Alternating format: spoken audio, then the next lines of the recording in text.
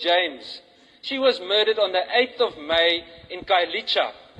She was stabbed 100 meters from where 6 other people were shot 5 minutes earlier.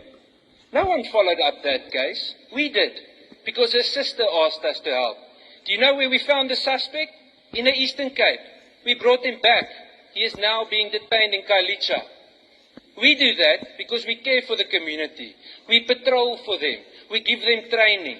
I don't see you doing the same, sir. And I'm tired of the excuses, and I'm tired of you making this a political thing.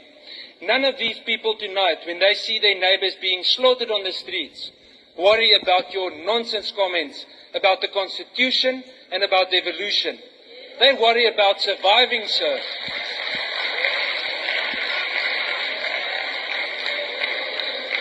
And I would like to end off with this. I want to graciously invite you to come and patrol without a bodyguard, without a grand car, in normal clothes with this community tonight, to get the sewage on your shoes that they patrol through. You have a problem, Mr. Minister, because you are removed from reality that the rest of us face. When I visit Mbekweni, I get out of my car and a 3-year-old little boy is taking a poo next to the road because he doesn't have a toilet. And you know what? Police don't care if something happens to them there because they don't have the resources to help. When I go to the different gender-based violence desks at these police stations, especially in the Nyanga cluster or traditional Nyanga cluster, the majority of the detectives have more than 300 dockets on their table. 300 dockets!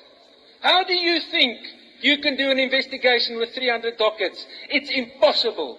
And then, the cherry on top, and this is my conclusion, is that many of those detectives have 300 dockets, and it's a constable detective. He just came out of the college. He doesn't even know how to spell J88. You expect him to solve the problem. Did not join human rights battles yesterday. That's why I was sent to prison. That's why I was sent to Robben Island. That's why I lived in the cold water. That's why I ate bad food, because I was fighting for human rights. That's why today we have human rights. Don't teach me about human rights. Don't tell me and tell about the safety of my people. I fought for it. I nearly died for it. I was arrested for it. I was exiled for it.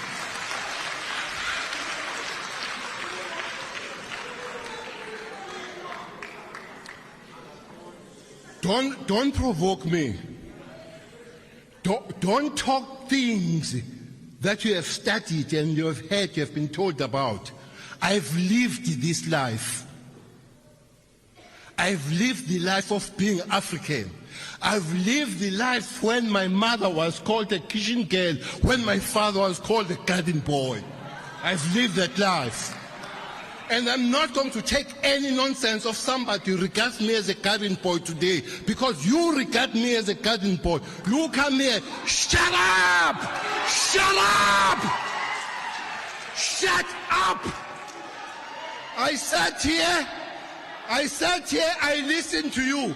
I sat here, I listened to you talking nonsense. Listen, it's your time to listen. Sit down and listen, young man. Or get out! Or get out!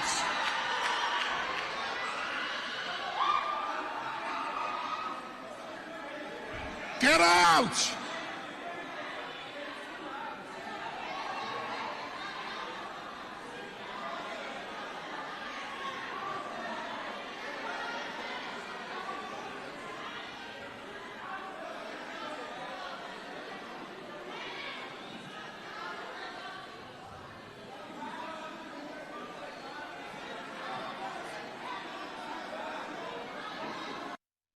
I didn't do anything. He shouted at me and I didn't want to sit down. I didn't. Okay. Sorry, Chief. Can you go? Leave me alone. I will leave. I will leave. Give me my back. Just give me my book. Yeah, my book. I can't go back.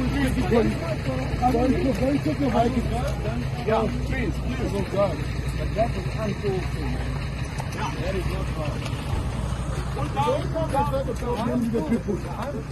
don't come and start a problem.